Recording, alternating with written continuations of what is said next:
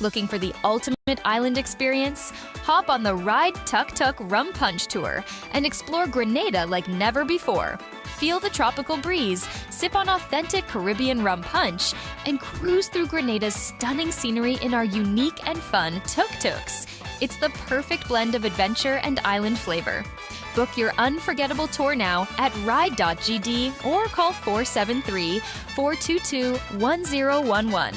Don't just see Grenada, experience it with Ride Tuk Tuk Rum Punch Tours today.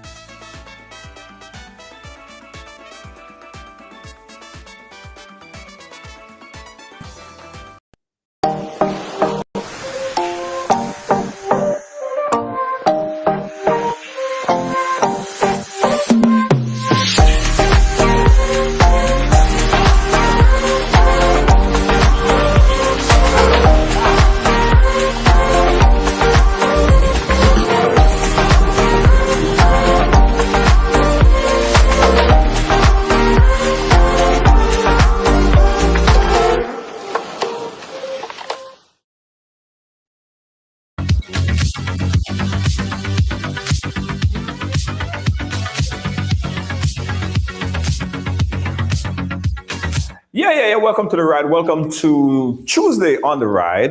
Ridealong live. Yes.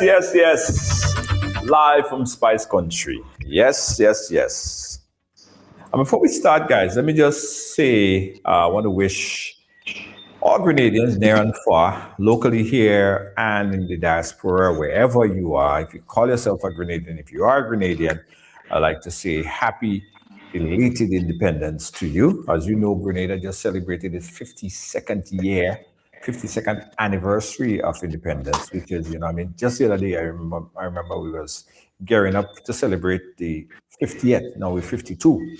Time to wait, Jill. So happy 50th anniversary independence, Grenada, Carriacou, and Petit Martinique, everyone. Yes. Beautiful country. Sun always hot. It's very peaceful. I must say it again, very peaceful, lovely. Best place to be. We have a lot to talk about, guys. A whole lot to talk about. So this is what I want you guys to do for me right now. As you come in, go ahead and share the program.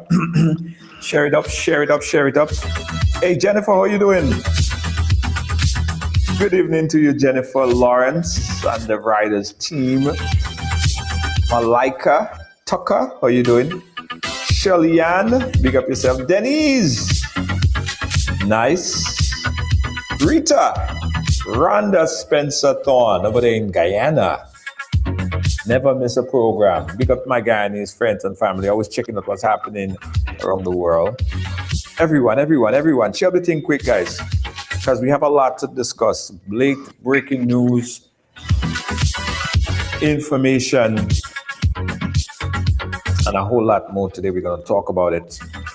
And coming up on the program, we also have attorney Jerry Edwin, who is going to be telling us about this case that everybody seemed to be, everybody talking about it because of the gruesome nature of it. And,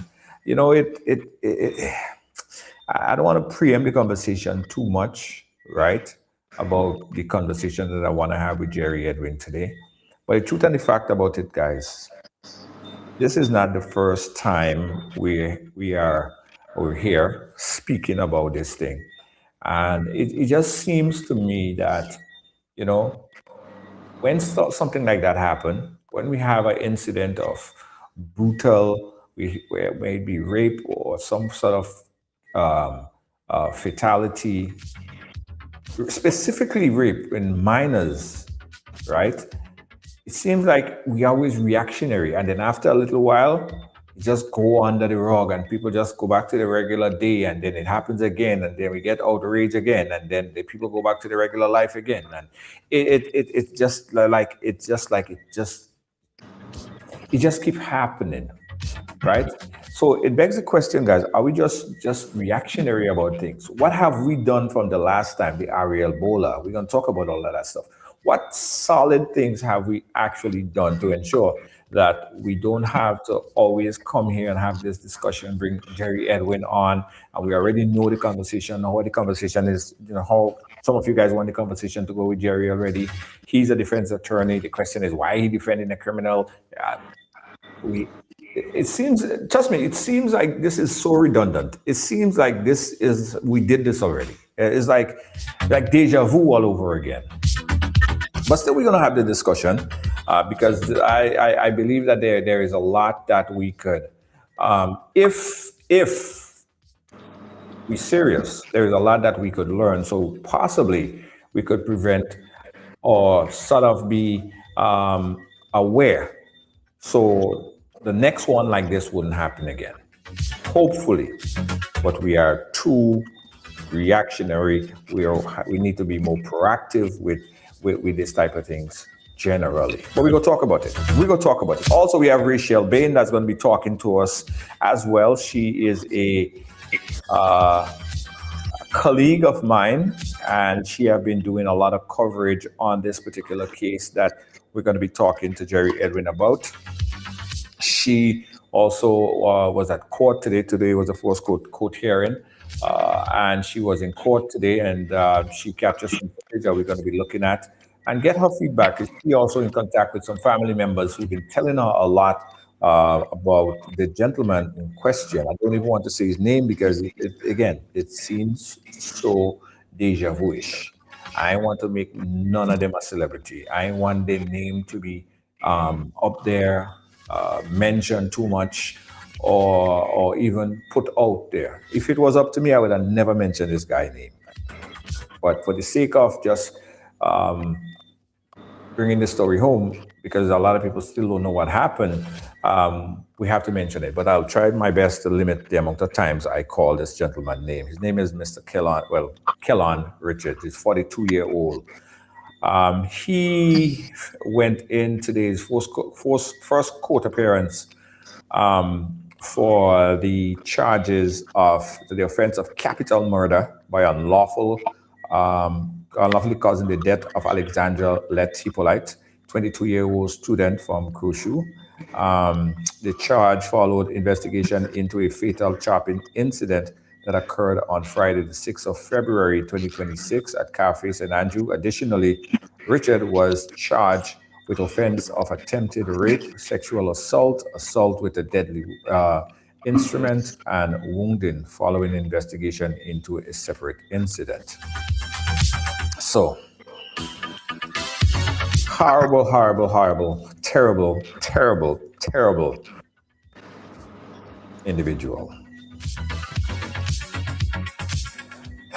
Anyway, joining me right now to sort of, well, even before I bring on Rachel, I have to bring this up because right before news time and earlier today, we got a late breaking news update that, and some people thought it was comical, some people thought it was somehow funny, but it's actually, we got a report from a few workers at the General Hospital. In fact, when it happened, someone could have verified, and we of course verify with multiple sources. This is the report that we have so far from the incident. This is non-related to Richard's case. This is an unrelated incident. Now, at about 4, probably a little bit earlier than that today, a prisoner that was taken to the General Hospital for medical checkup, evaluation, what have you, escorted by, of course, member of the RGPF. We're yet to confirm if it is members of the RGPF or member of the RGPF, if it's one individual that accompanied him to the General Hospital, or if there were multiple, or there were 2. In most cases, there are supposed to be more than one. Again, we're not sure.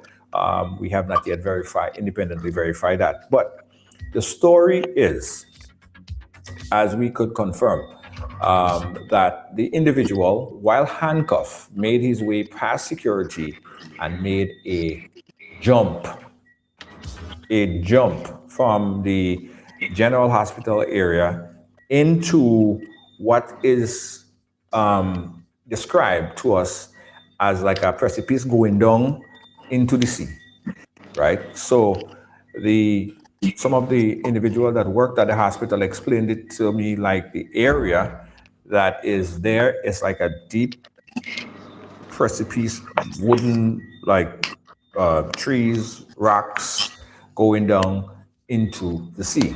And the other worst thing about it is that the individual, as we've been hearing, was handcuffed at the time. We could, we not verify, but we got reports that the individual was handcuffed. His hands was shackled. His feet was not shackled, but his hands were shackled, which is raising a lot of questions. Now, if he jumped over this precipice and there is rocks and trees and then the sea, eventually he may end up in the sea, right? And if he end up in the sea with a handcuff, what happens next? We don't know, right? So, as of program time this evening, as best we could verify from sources at the General Hospital, we cannot confirm that the Royal Grenada Police Force were able to find the individual. I believe that they are still there. The police, the RGPF, have not put out any information on their page at the moment. These information are coming from individuals who work at the General Hospital and could confirm that the incident did in fact happen. We did not get any information, and no information is available via the RGPF source. So all of this information, again, that I'm telling you, are from workers who saw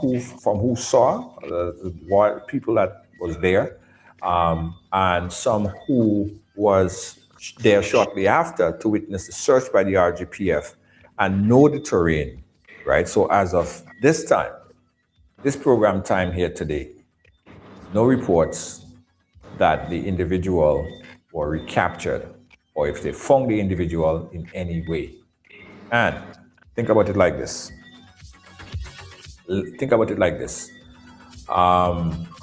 Is either one or two things, right? Is either the brother had something waiting for him, so as soon as he deep dive, he just get like a speedboat and they pick him up and gone somewhere, or the individual probably just went into the water. We don't know. I'm sure that the Royal Grenada Police Force will make some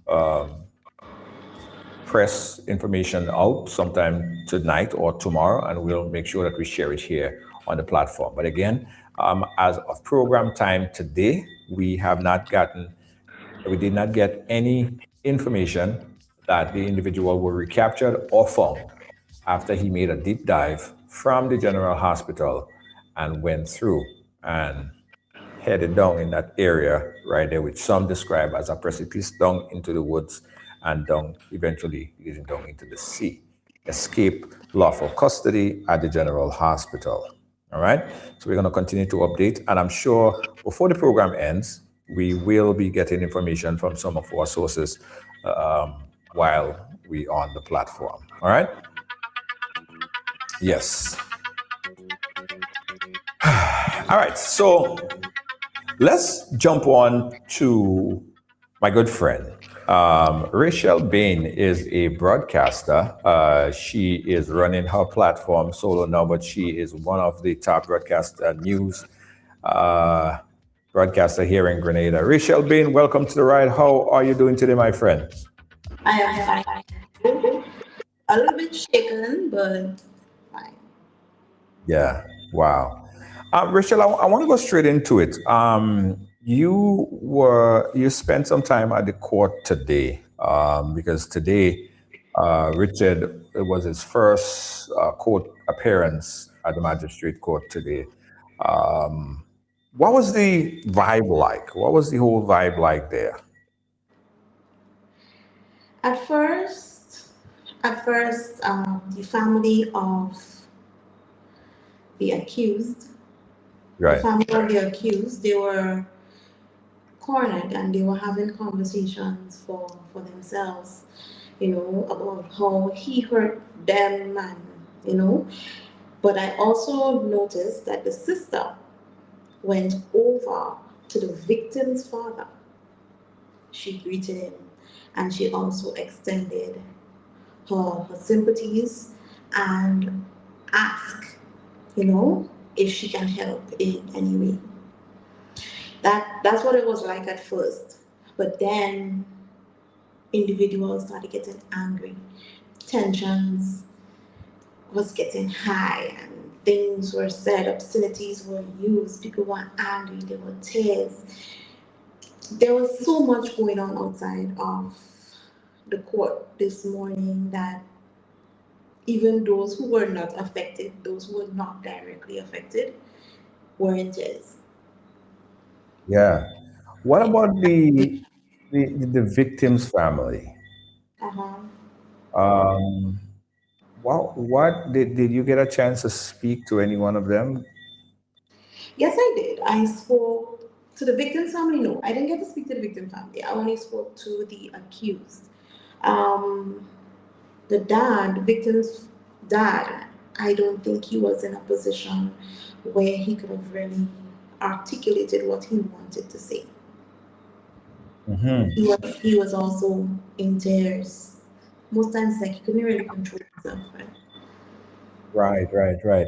No, in usually in these type of scenarios, we see a lot of very emotional people, high emotions outside, people, very angry, and what was the scene like with the general population?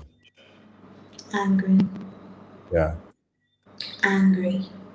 Like I said, at first they were just there, like they were nonchalant about it at first because to me they were trying to deal with the emotions.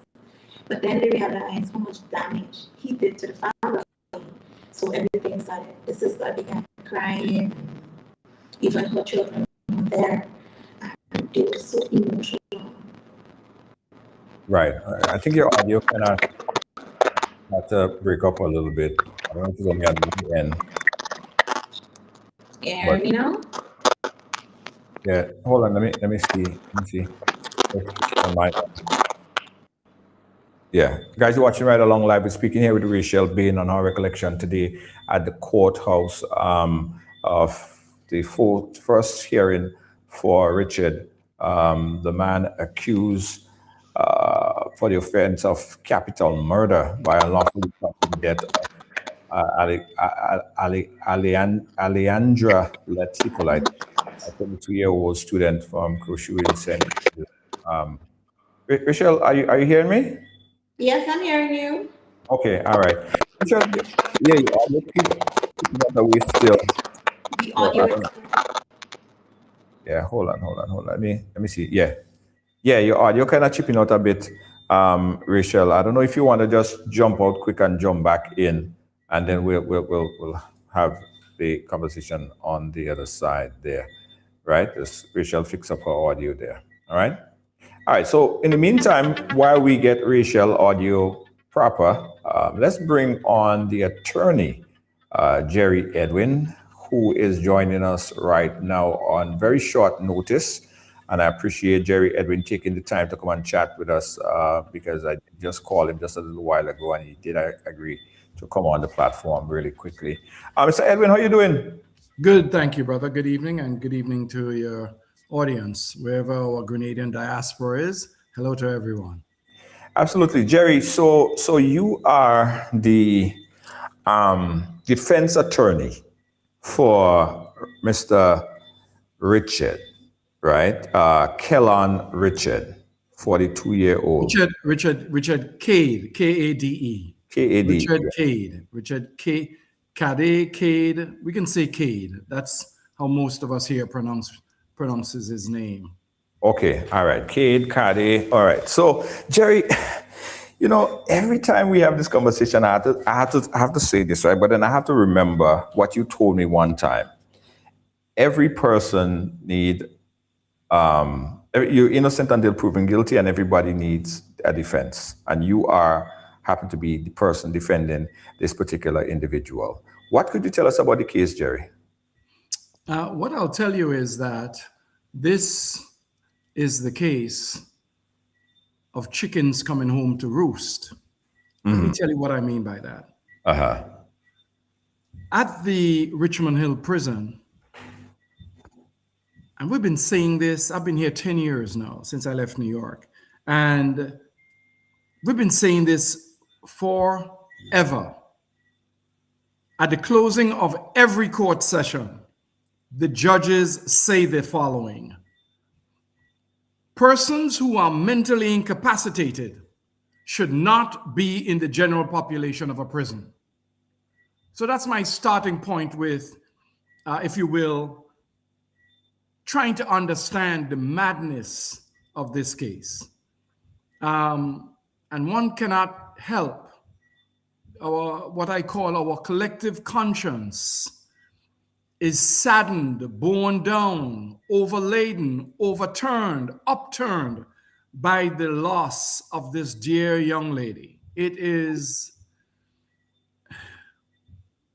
I know we talk about having only a dozen murders a year or 10 murders and how safe we are in Grenada, but the family and all of us in Grenada could care less about crime statistics when we see a gruesome killing like this, as it is alleged.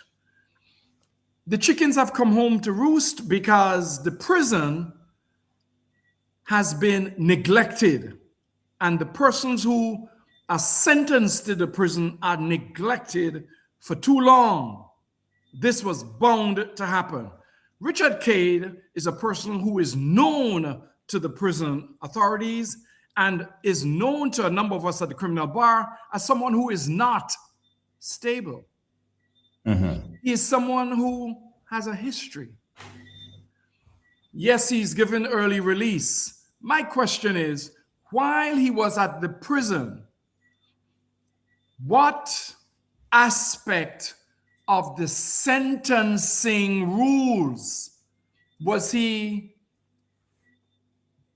a beneficiary of? In other words, he goes in because he's a repeat offender as a rapist.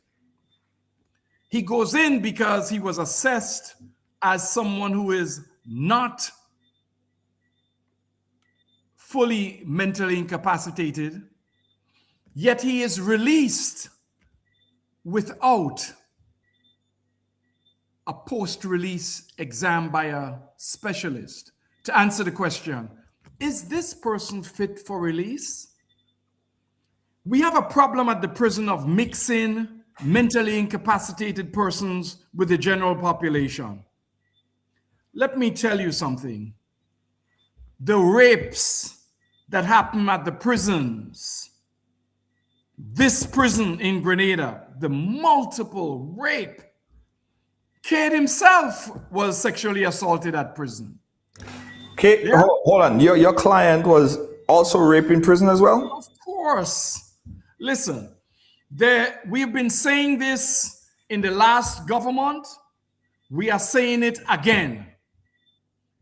You have to put resources at the prison to help, to assist the authorities with these mentally incapacitated persons.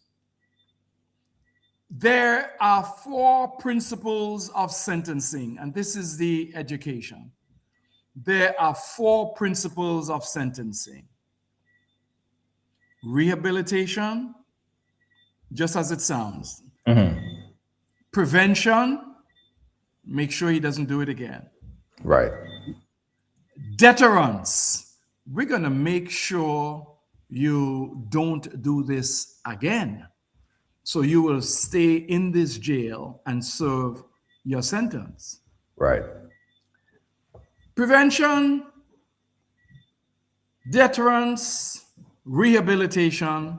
I forgot what the fourth one is. Let's deal with the most important one, which is deterrence.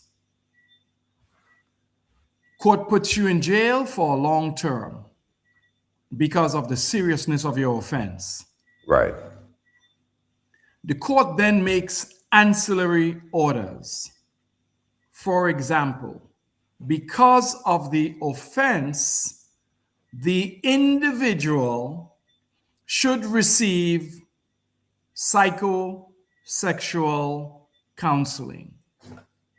But my friend, there is only one counselor for about 378 persons at the prison. There is no resident psychologist. In fact, for an inmate to see a psychologist or a psychiatrist, an order has to come from a high court judge. And on top of it, the coup de grace is that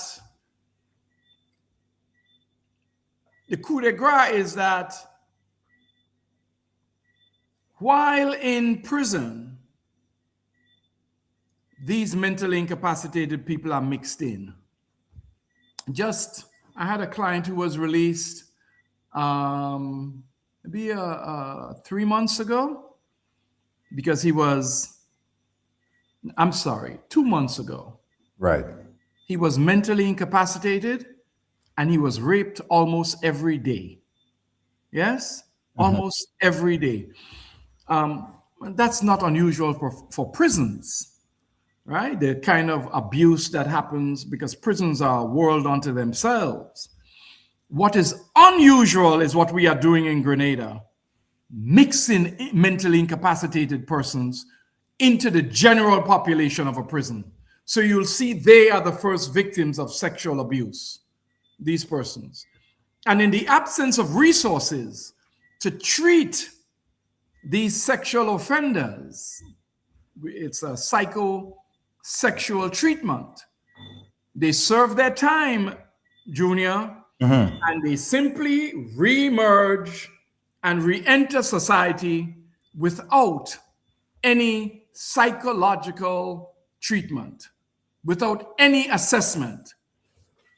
This is not to excuse my client for the crime he allegedly committed. This is not to do that at all.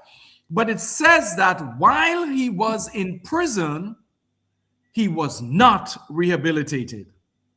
The chickens have come home to roost. So Jerry, let's go back a little bit, right? Because folks would say, is defense attorney like yourself who go to court and Listen, I don't care what anybody says. Yes? I really don't care what anybody says.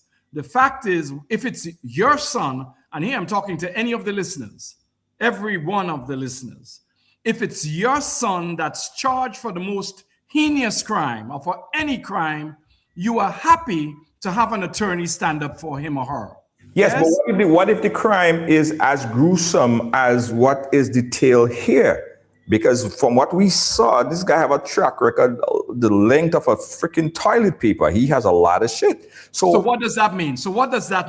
Before he is released, there should be steps taken, not only in his case, in many other cases.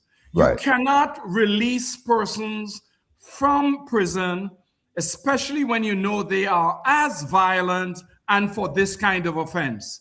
The authorities, listen, we've been talking about this forever.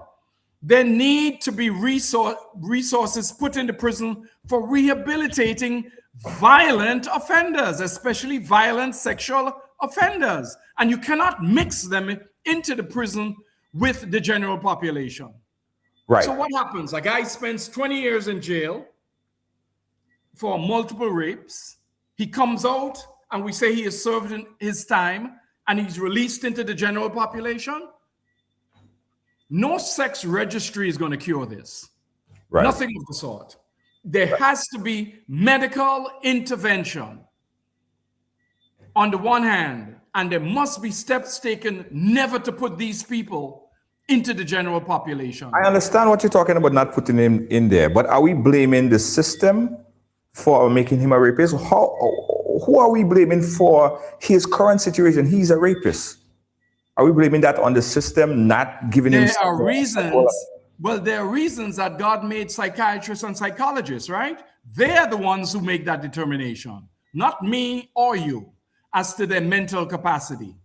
Yeah, of course. I mean, if a person commits a crime, it's not the defense attorney is not saying, no, this person did not commit the crime. The job of the state is to prove the person's guilt. And once they are found guilty or they plead guilty, and I will remind you that 90% of all of these cases, the defendants plead guilty. The job of the lawyer in that case is to say, please treat him according to what the law says. Let us do the research, see how the court has treated with cases like this, and let us at least have some certainty with sentencing. Lawyers don't condone crime. Far from it. Far from it. And I'm not on some popularity contest as to trying to please the public as to what they believe. I have a job to do. And in the case, for example, of the young men who raped and murdered the persons on the boat that went to St. Vincent, those 3 young men, they pled guilty. The 3 lawyers who represented them sat down with them. I know I sat down with my client, showed him the facts, and say, listen, there is no case for you to defend. Right. Yes? Right. So it appears at first blush that that somehow lawyers are making excuses. Nothing is furthest from the truth. What you have to do is bring the Minister of Health on your show and ask that minister, why are we keeping mentally incapacitated people, mentally challenged people, people who are dangerous? Why are we continuing to keep them in general population at the prison? And why are we releasing persons from prison without the proper exit interviews? Why are we doing that? That's a practice that should stop.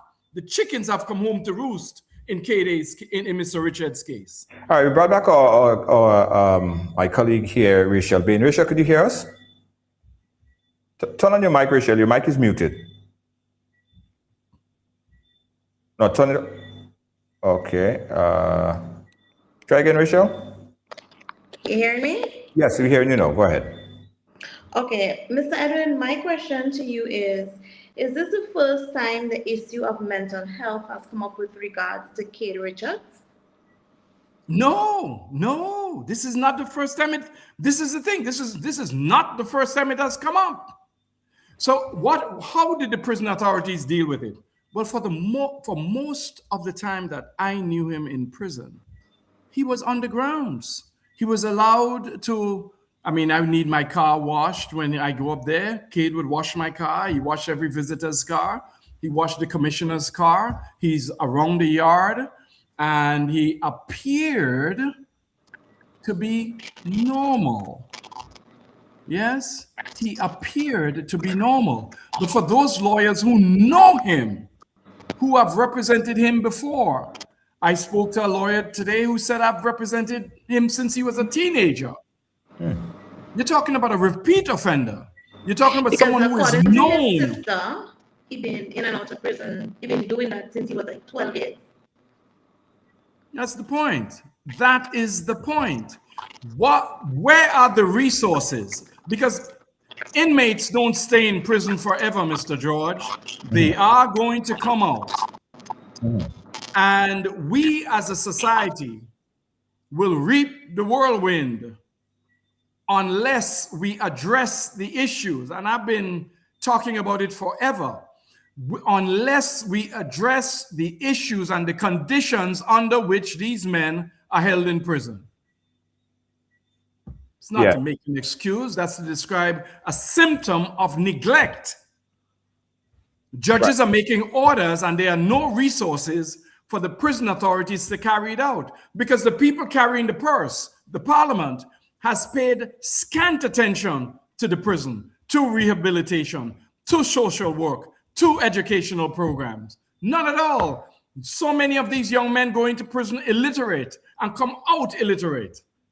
Yes? But there are programs at the prison. I've been there. I've seen it. They do different work, and they get their high school or go to school, some kind of schooling that's provided there. The last time I went there, they spoke about that.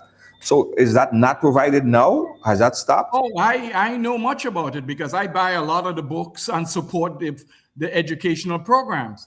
But how can we have one social worker for 300 and some odd persons? Yeah, how does that work? It doesn't, obviously. There are a number of religious programs at the prison. There are a lot of men who come to Jesus once they're incarcerated, and that's a good thing. Or they become Muslims, what have you. That is a very good thing. That's along the path to rehabilitation, self-actualizing and recognizing that they've done something wrong. But the system is overburdened because of a lack of resources. This young man, Cade Richards, must be understood against his actions, must be understood against that backdrop. He was someone who was untreated. We got a call on the line. Let's take this caller on the WhatsApp. Caller, you're live. Go right ahead. It's clear. Good afternoon to your listeners and to your guests. It is quite clear that this gentleman has a problem. It lies with the gentleman.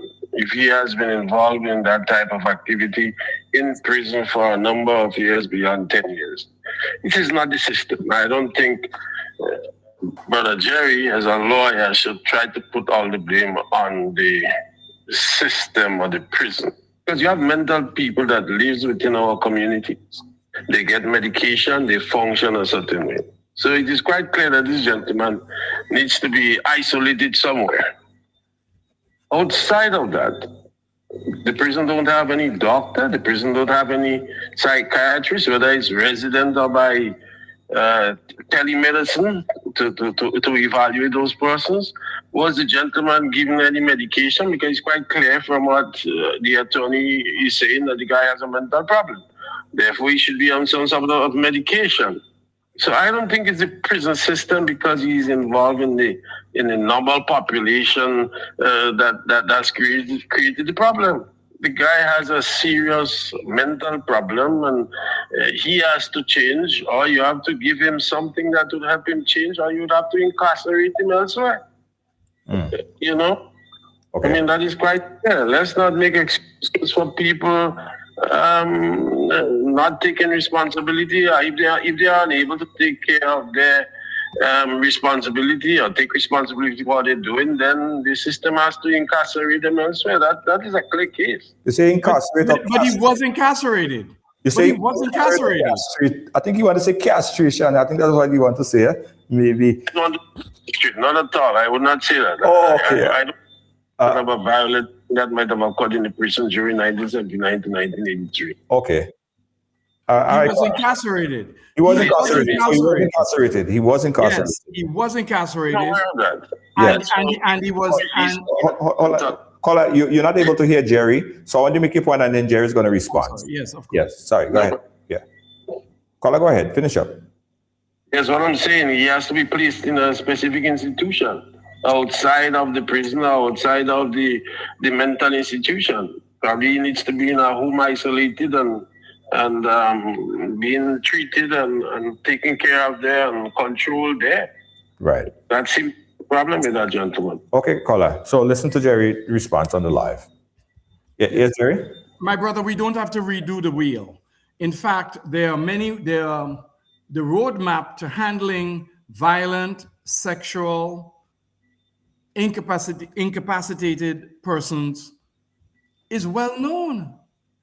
You put them in a psychiatric facility, as my friend just mentioned, and you do so under guard.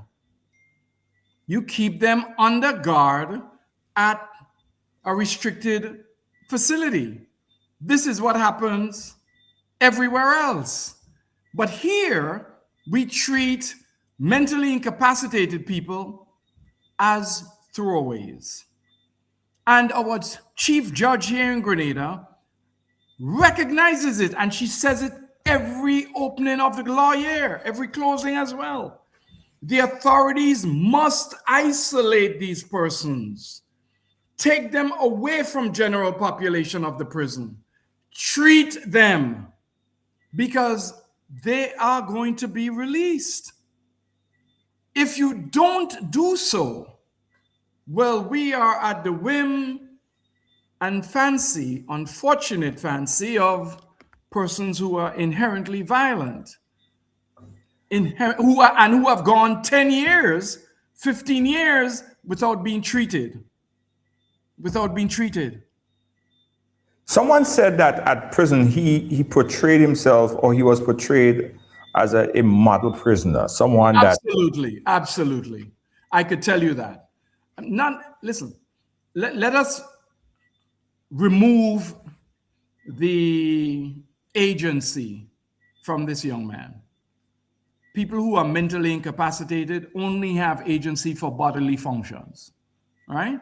Mm-hmm. They may pretend, or they may have a veneer, and to say that they pretend, I think, is a bridge too far. So I wouldn't say that.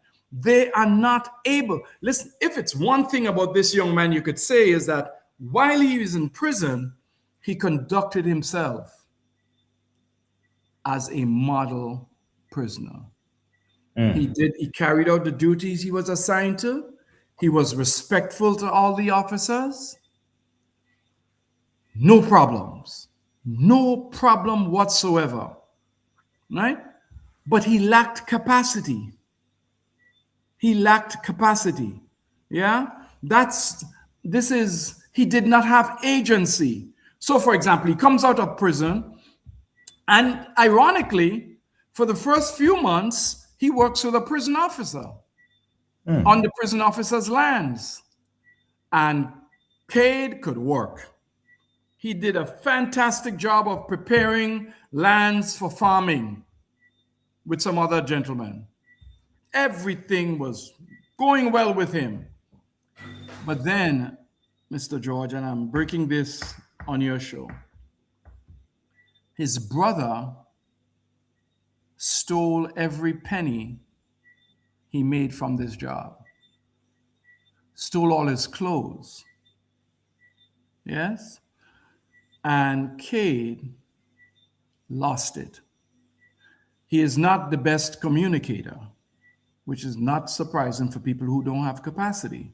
And in fact, if you look at a lot of violence among men, in particular, it's this inability, it's illiteracy, right? But that's for penologists to ponder over, and anyone who would like to take this further.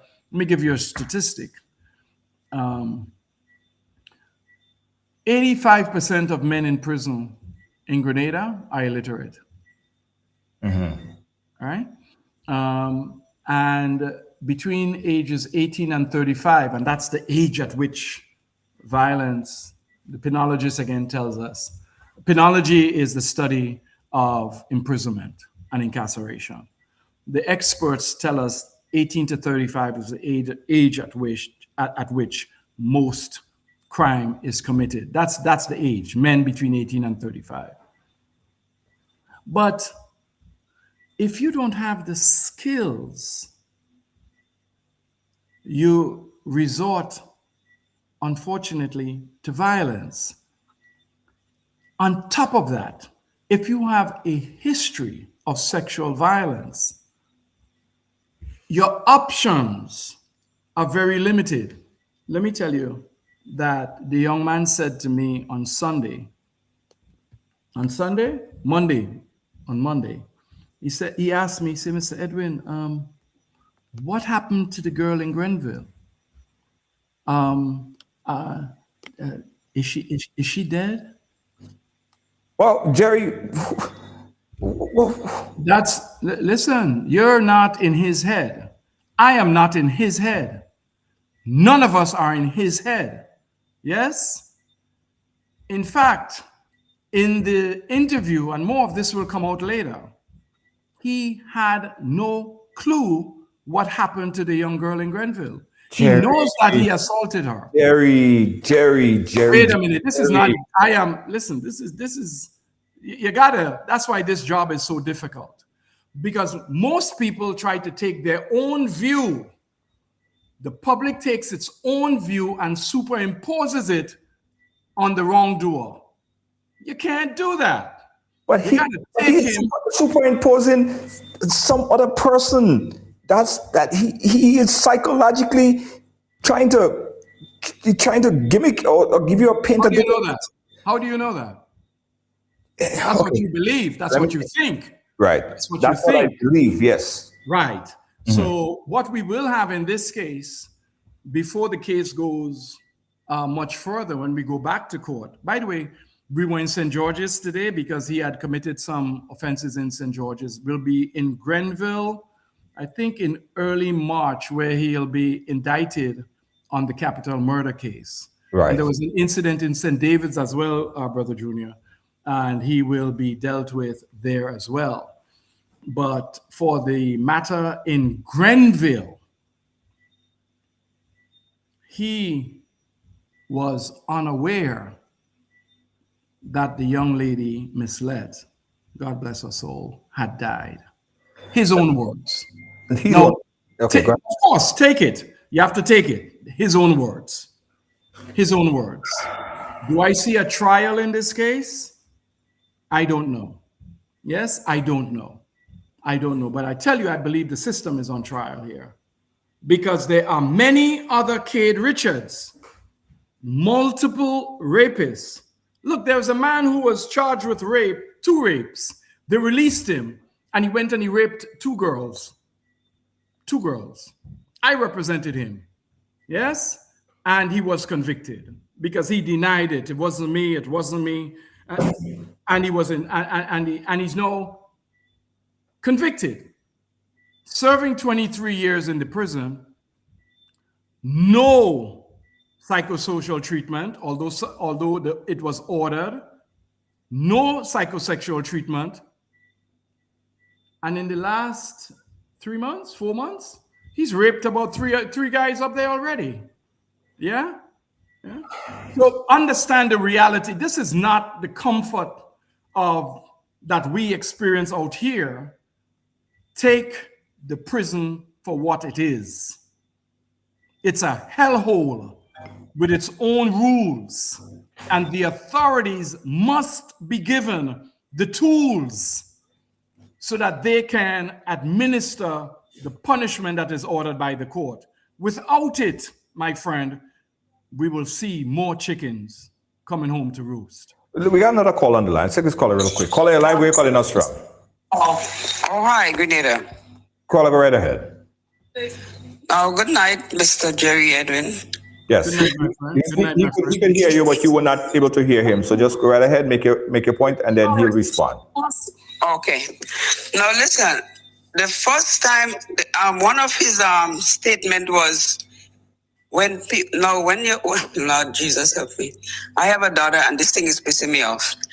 Now, the first time he said, Mr. Jerry Edwin is saying that when they come out from jail, they're coming out with nothing.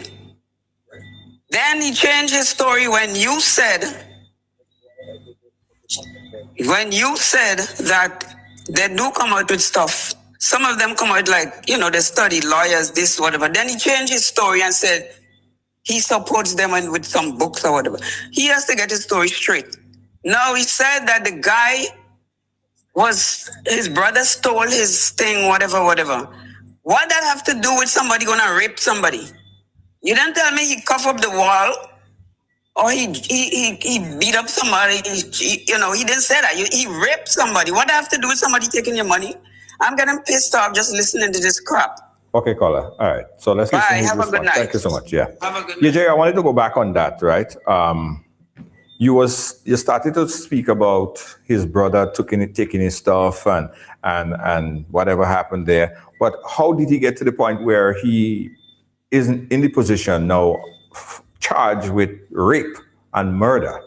You find I look like a psychologist? I'm a lawyer.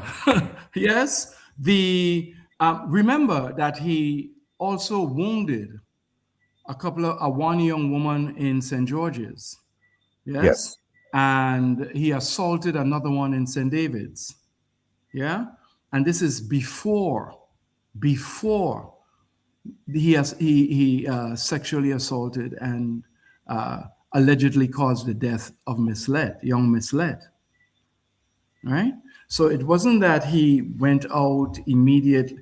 Listen, I don't have, my skills are limited to the courtroom. Yes, that's what I do. I cannot explain. I can only report accurately and truthfully, honestly and directly what the inmate said to me that I am okay to say in public. There are some things that are privileged I'm not going to tell anyone. But where he speaks to me honestly from his soul, and it can help bring some closure, some explanation to, we cannot judge this as though it's some normal occurrence. Who knows what is in this young man's mind? He didn't, his brother did not violate him and he went out and raped someone. That's not what happened. Yes? There were a series of things that happened before he committed this gruesome act. There are some things that happened before. And again, I'm not here to engage in some tit for tat with the public. That's not what I'm interested in doing. All I can tell you is that this young man, in my respectful view, is like so many other young men who will come out of prison for committing sexual offenses. That's all I could tell you. And we need to find a way to address this problem. We need to find a way to address this issue by providing more resources to the prison and to stop the practice immediately of mixing mentally challenged persons with the general population. I believe a root cause analysis will show that because this young man did not get the kind of intervention in prison, he was wrongly deemed fit for release. Well, what about, we were talking about in prison, but let's go back a little bit, because I'm sure he was, well, of course, he was born as a child. He grew up with some sort of family, relative mother, definitely had a mother and a father, a part of his life. That's why how he was born. He had a community. He lived in the community and all of that stuff. What about them? What about that? What about the problem there? Why are we blaming it on the system when the parents, the family, everyone that was a part of his life also possibly may have contributed to the person that he is right now? Are we looking at that and looking at where the problem, where the fault is there? I don't know. I can only tell you what happened when he encountered the criminal justice system. Right, but we blame it on this process. We blame it on the system. We blame it on the system. How did he get there? How did he get to that point at a 12-year-old that he's raping and he's fondling? A regular, normal person don't just reach the age of 12 and ascend to raping people. Like that is as I said, that's when you get an expert here. Get a psychologist and get a psychiatrist, and they will tell you what would have happened in his case that allowed him to go off the rails to the extent that he did. Right. Okay. The same thing could be said for any number of persons who are serial sexual offenders. Yeah. Yes, they fall off for one reason or the other. We got a call on the line. Let's take this call. Caller, where are you calling us from? Hi, good night. How are you, sir? Good. Calling from River Road. River Road, go right ahead. Right. One of the victims' sister. Oh. Okay? I'm a sister. Big sister. I just want to make my life miserable for years. And I listened to Mr. Jerry Edwin concerning kid have money and my brother still eat. This is not true. This is a no-no. This is a lie. Okay? And the problem is that kid did not grow up with we as siblings. He grew up in the Carnage. He grew up from a different home. right? And kid get this thing by his father's side. This thing come from his father's side. His father have spent all his life in prison. His father and one of his siblings make jail together for years. For years. And we tried to build a relationship with kid. He's very disrespectful. Very violent towards his mother. My mother died, you know. Very disrespectful to me and everybody in the family. So he only pretending and only try to give people one side of the story, but he don't go straight to the point. He always do things so you could have a sorry face for him. And people don't know the background. This guy make my life miserable for 19 years. Not 1 year, 19 years. Mash up my house, try to rape my daughter, tried to kill me 3 times. The police know that I was in court. He knocked me out in court. He do me all kind of stuff. All kind of stuff. Name it. I was a fugitive in my own house. I couldn't even come out. Living in people's place. I was pregnant. Ambush me. All them stuff. You understand? So I just listen to Mr. Edwin talk, and this thing is bothering me because you have a lot of false going on between this thing. Caller, I'm very, very sorry to hear all of that stuff. Let me ask you a question. Yeah. At the age of 12, we're hearing at the age of 12, he was getting involved with all of this nonsense, right? What could have possibly brought him there? Like, what was his rest of his life leading up to that was? How was that? As I was just saying, he did not grow up with us. He come around my mother at the age of 12 into 13, around this kind of age range, you understand? He grew up with a man in the carnage. I think he was sexually abused and stuff by this gentleman. He was a truck driver working on the port. Caller, leave that. Okay, and we try to say things. Okay, yeah. Go ahead. Okay, so those are, hold on, let me just say this, that those are allegations that are unproven at this point in time. We want to put a disclaimer on that. These are mere allegations, and we just want to make sure that we labeled it as such. Go ahead, caller. Yeah. All right. So half of the things I'm listening to, that don't make sense because people don't know the background, and a little people are just pointing fingers. Okay. That's why I went in the show. I went on Arona show, and I speak and I say, because I went to the court many times and I never get satisfaction. They always say, because trust me, he's a guy beat the system very smartly. He always say, he know how to speak in court and he know how to work the court. He always said it. So anybody go to court with him, the most he will spend is like a 5-10 years and come out. The young lady who get raped was because him. The young lady who make the video and say he had to get such and such years was because him. And this child could have lost her life just the same way. You understand? And I think enough is enough. Enough is enough. People need justice. People need to do what they got to do. Because I was working with the police at the time when this guy was on the run. I was working with the police. And I'm not afraid to say it now because I was a victim because he was coming for me next. Because he did send threats to me. He did tell people that he coming to cut at my neck. Me and whosoever I meet in my house, he will kill me. Because I had it with him for a lot of years. Not yesterday, Mr. Pinnock know that. The man in social welfare know that. It's a lot. You understand? He knocked me out in the courthouse in front of the judge already. I end up in the health center, unconscious, all them stuff. So it's a lot. It's a lot. Yeah. You know? All right, caller, I want to speak to you off here. Probably going to have another conversation, but thank you for sharing this with us, right? Let me hear a response from Jerry, but thank you, caller, for calling us. Thank you. All right, thank you. Junior, what can one say? There's nothing to be said about that. This thing speaks for itself. You're talking about a young man who was known to be violent towards his own family members. Well, all again, I'm coming back to it. When a person like this enters the institution, you must take special steps with them to ensure they are fit to be released. What's controversial about that? Yes, you must, while they are in prison, ensure there's a regimen of treatment for persons like this.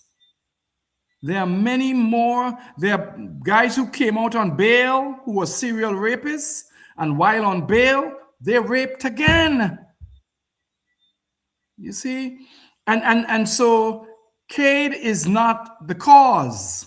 He's a symptom of a broken system.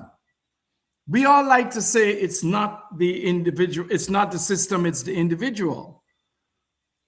But I think it is important to understand why this person went off the rails that they did. Yes, once they were in the system, once they get into the criminal justice system, once they fall into the clutches of the Richmond Hill prison, well, then you have to treat them in a particular way. You can't say, well, oh, I'll just close them behind the gate, let them serve 10 years, and then they'll come out and we'll see what happens. Catch as catch as can. Yes? You can't do that. We have to commit resources to properly treat maybe another system of deterrence where there is sexual violence, ensure that these people are fit to be released. But if you don't put any resources at it, well, what can the prison do? The prison cannot hold them forever. We got another call on the line. Caller, where are you calling us from? I can't stay for much. Yeah, Jerry. Okay, Jerry, 5 more minutes, Jerry. Sorry. 5 more minutes. Jerry, you have to go. Go ahead, caller. Yes. Caller, go ahead. Yeah, I just want to make a quick point here. Jerry's touching on some general issues there, but I think people are mad because everybody is emotional and everybody is, cussing left, right, and center. Emotions are running high. But I want to put this into the context. What is happening here is not just isolated to this particular individual. I'm sure if we reminisce, we can know that over the years, there are incidents of this is within the parameters of behavioral health. Remember in Grenville years ago when the man cut out the 2 men neck and got to the police station? Yes. Okay, there are a lot of incidents that has happened in this country, and what has happened is that we have marched, we have protested, we have done a lot of advocacy work in terms of the NGO community, in terms of GINO, in terms of people demanding action. When you look at the assizes, it's dominated by sex crimes. And there was a lot of action taken. One of the women's rights icon in Grenada is Miss McQueen, I think from St. Patrick's, and she was pointing out on the Bob show over the weekend that a lot of progress has been made in terms of implementing measures and policies and structure and organization in response to all these crimes and all these problems that we have. But guess what? She pointed out, she listed a long list, but none of them have been implemented. This is why I hesitate to blame members of the public. The marches have been taking place, the protests have been taking place, the advocacy have taken place, but who has not responded? The politicians have not responded to provide the structures, the broad structures to deal with this problem. We have a health crisis in the country. We have a sub-health crisis where behavioral health / mental health is concerned. And we have to have a proper response towards it because this is the issue. This is part of the issue. In 2021, we were heading towards Parliament in terms of putting a registry in place for sex offenders. We say that government is a continuum. It didn't continue. We starting one thing in one administration, and I don't want to play politics. I don't want to call any political names, But we starting one thing, and we're not continuing it when administration change. So right now, the whole country just blaming each other. Woman blaming man blaming woman. If you're on one political fence, you blame the other side. If you're on this political fence, you blame the other side. But at the end of the day, we have to implement these things. I think in St. Andrews, there was a home for young boys. Is it Bachelet Home? They had a particular I don't know if it's still there, where young boys who ran into trouble with the law, but who could not go to the Richmond Hill prison, they would put them there, they would rehabilitate them, and so on. They had a particular program. I don't know if that's in existence. So, you see, you have to put the policy makers have to protect the country and the citizens, and social protection is important. Social protection of the people. And I find that they let their guard down. It's a letdown. It's a letdown of political governance. You let down the citizens, you let down the country, and you allow these things to fester. You have to design programs. Right. Because the have called for it. You have to design programs to address these issues. Right. Because more and more it will continue to happen. All right, caller. Thank you so much for your input, all right? And we'll get Jerry response. You listen to it on the live. Thanks again. This person has obviously said it, thank you, better than I could. This is a systemic problem. Listen, crime is here with us. This is part of the human experience. But to mitigate the crime, to reduce crime, there are steps that must be taken. The authorities, I wouldn't say the government, I prefer to say it, the authorities, they are well aware of the problem, yet they do nothing. Listen, it's a bricks and mortar problem.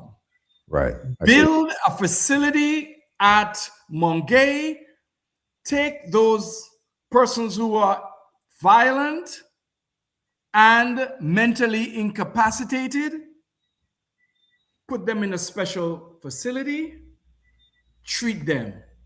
If they are sexual offenders, treat them with a regimen, the protocols that are set out in the psychosexual intervention protocols. Do that. I had a meeting with the Minister of Health. Listen, it's extremely frustrating because we know, I'm not saying that this incident with these beautiful young ladies could have been avoided. I don't know. What I do know is that the alleged perpetrator could have been treated in a different way to address some of his problems. Perhaps not all, but some of them. They are much more violent persons with a longer history of rape that will be released into our community, Junior. Yet the status quo is remaining. It's the same. Nobody does anything. A wake-up call. This case is a wake-up call. I don't know if it's a wake-up call, when we go actually wake up, because this is not the first time. As I said from the beginning of the program, this seems like deja vu all over again.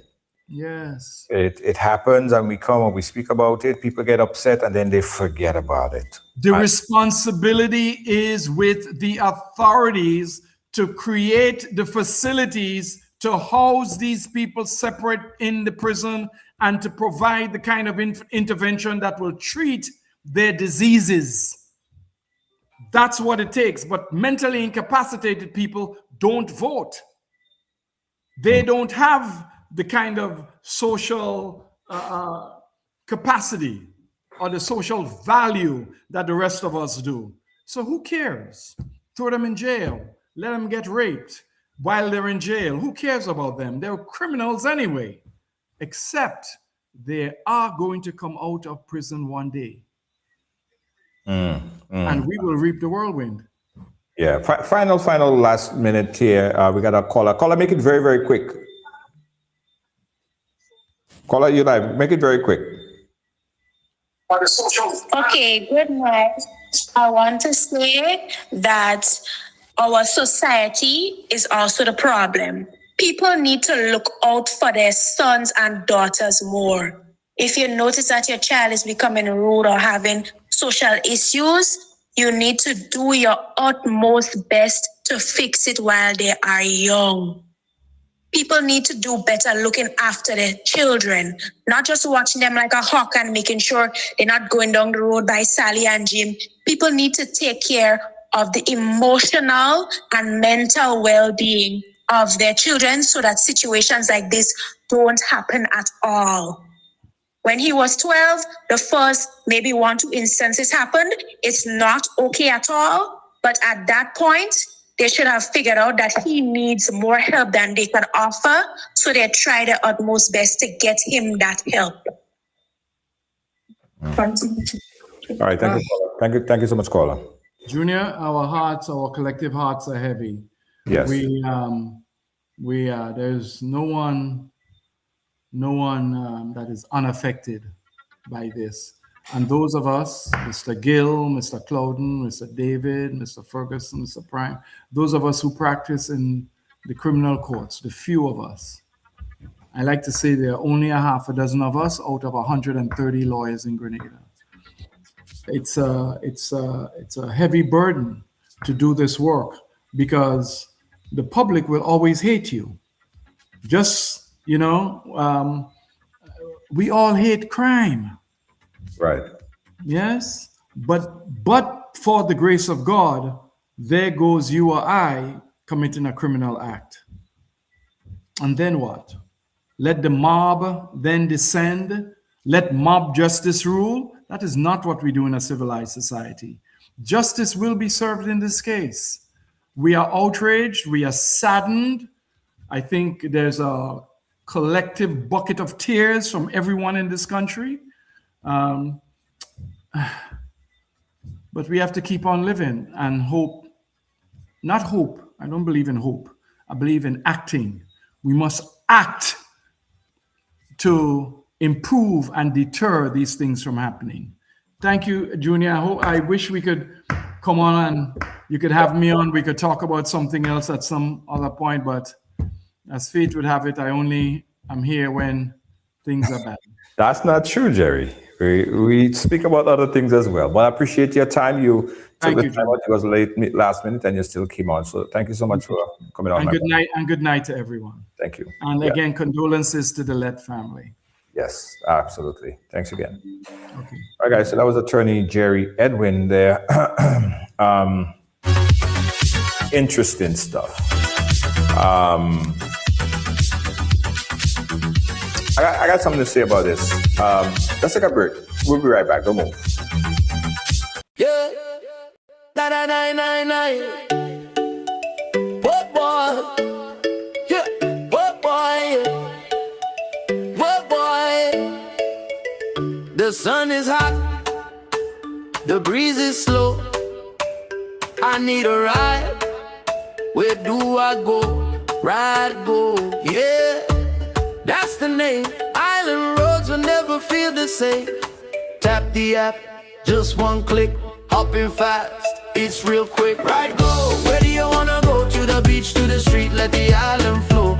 Ride, go. The good vibe show, fastest growing ride. Everybody know. Ride, go. Where do you wanna go? To the beach, to the street, let the island flow. Ride, go. Let the good vibe show, fastest growing ride. Everybody know. Where do you want to go?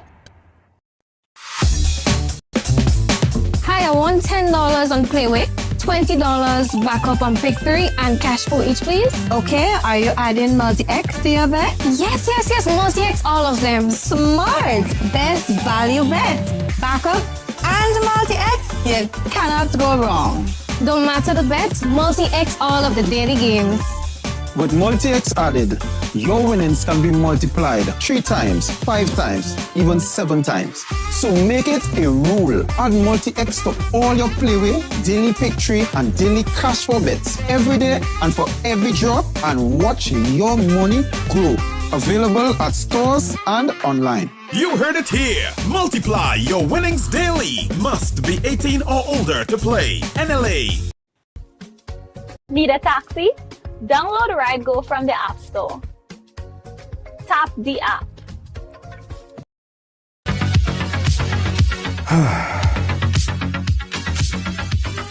Hey guys, so as I said in the beginning of the program, it seems like this is deja vu all over again, because just a few years ago we sat here and we spoke about this. I remember there was a crowd of people that came to the court, and everybody was, at that time, they was so angry and upset, and they rightfully had to be angry and upset. It was Ariel Bola. It was a very tragic incident, and we spoke about it. We had panel discussion about it. There were another one in Carriacou where it brought the same anger and frustration to the viewers. And after that, everyone went back to their own life, forget about that. And it was just like for the period, for the time, we are angry and then we forget. So the question is, what do we do, or how do we fix this problem, and how do we be not reactive in every situation, but proactive to ensure that stuff like that don't happen?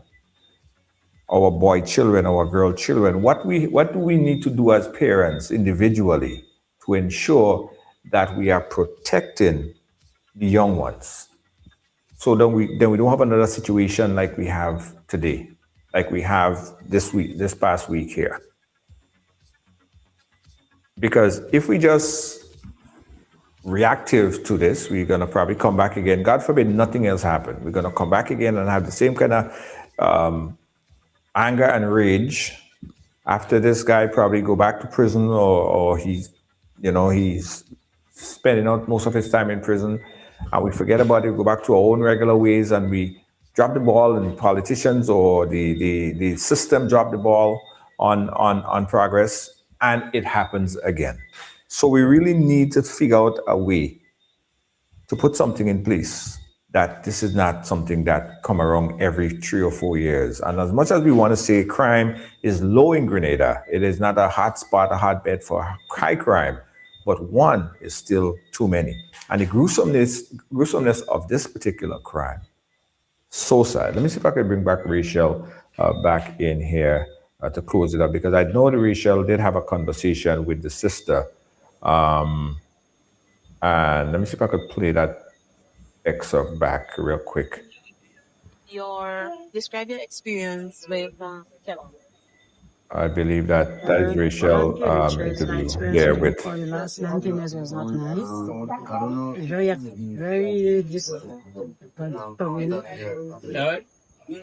my life in a whole conscious depression. I don't really get over it. Let me play this clip instead.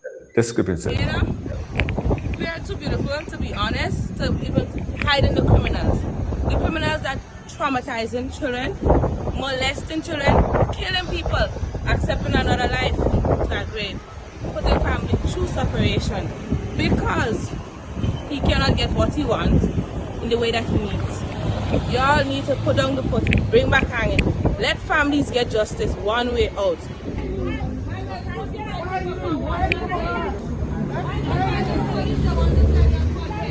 From this time I come to see the man kill little cousin. I'll hide him.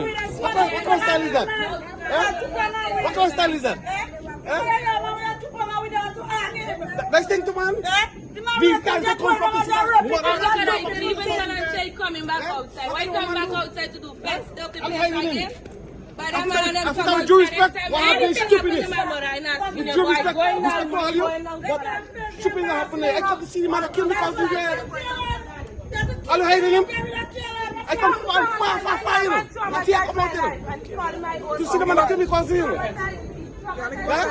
Nice thing to do. Are you hiding the man? Hiding the mother, right? Why? If I speak to Alice about this stupid police I'm doing, I come from far to see the man that killed me. Innocent little cousin, what hiding the man, that hurt me,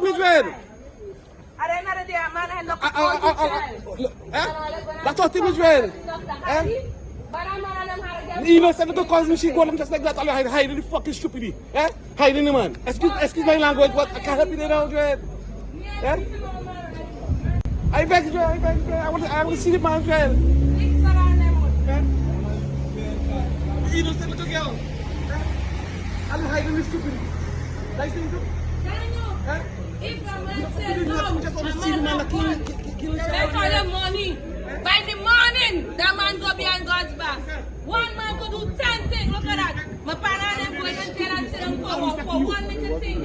Hiding the mother. I'll hide him. I'll take him away. Listen, there's not a place for that. You report the precinct, right? Those governors and make that nicer. You disorderly. You disrupt him. Right? You disrupt him. And I wouldn't tell you that a second time. My good God, you see advantage.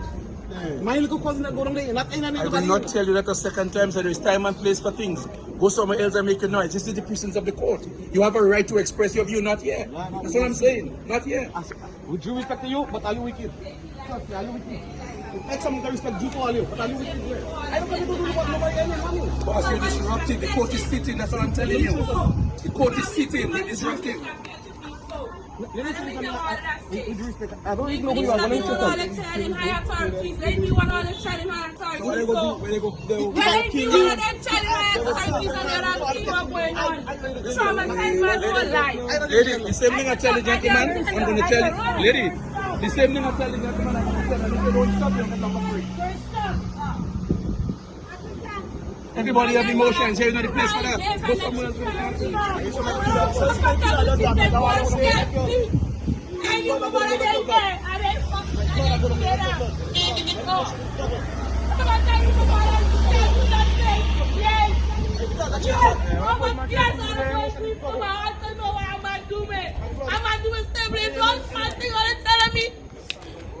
Somebody should have kept him before. They mean why he wasn't being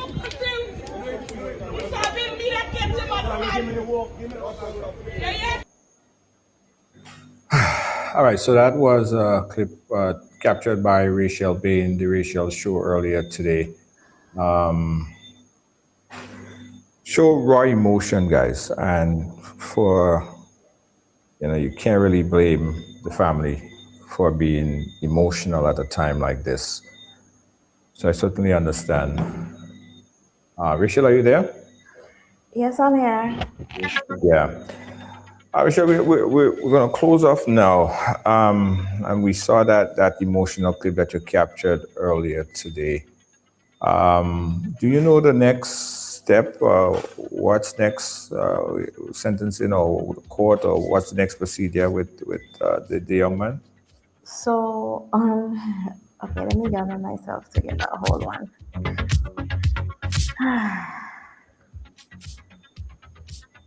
Okay. So, he would appear. Oh my God. He would appear at the Grenville Magistrate Court on the 2nd of March. Yes. Also at the St. George's Magistrate Court on the 2nd of March.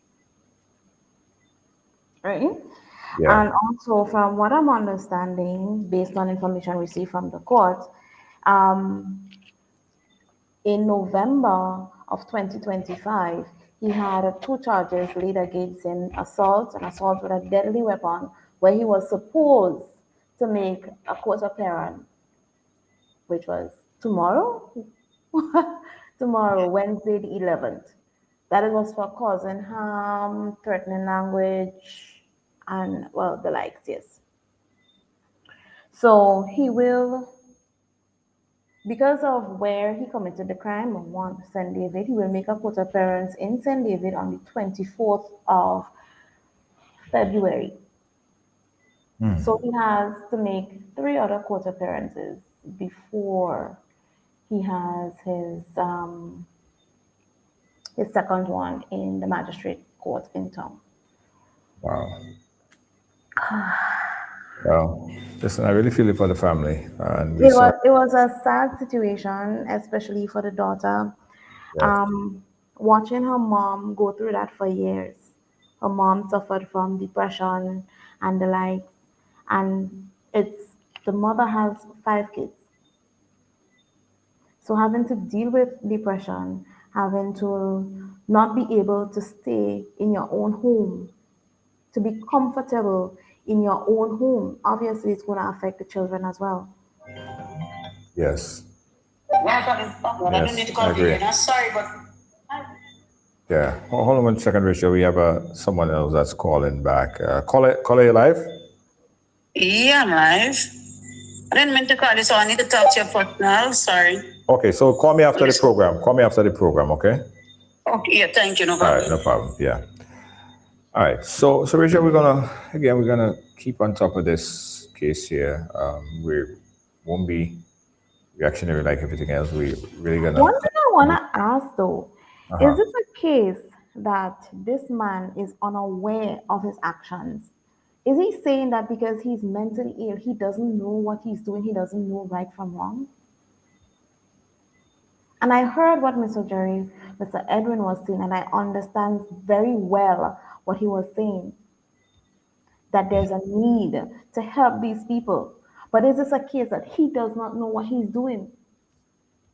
42 years, yes, mentally ill, but he knows right from wrong. He tried to kill his sister 3 times. 3 times. And then he told her, I must kill you.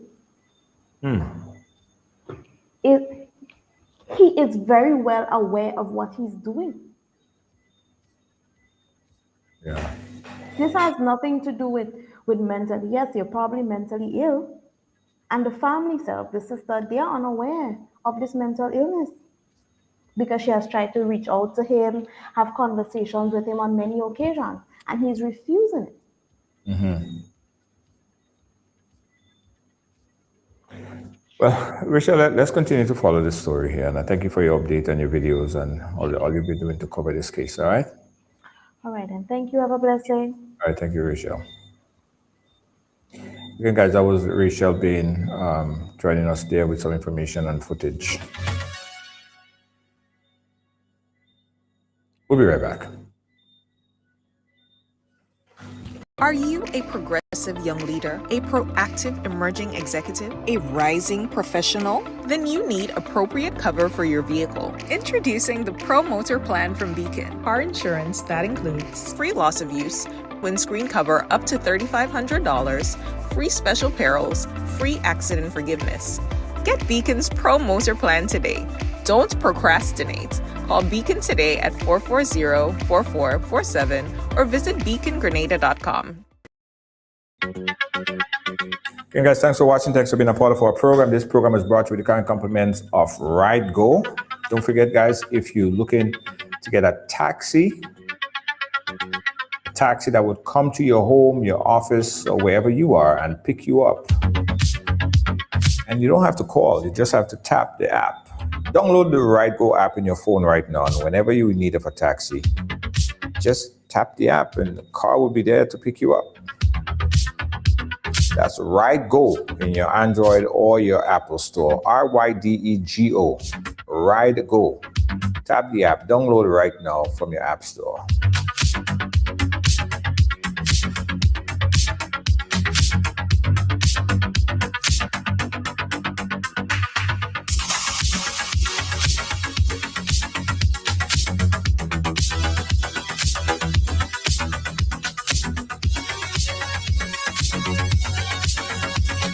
Also, we want to thank and big up Spot Pay.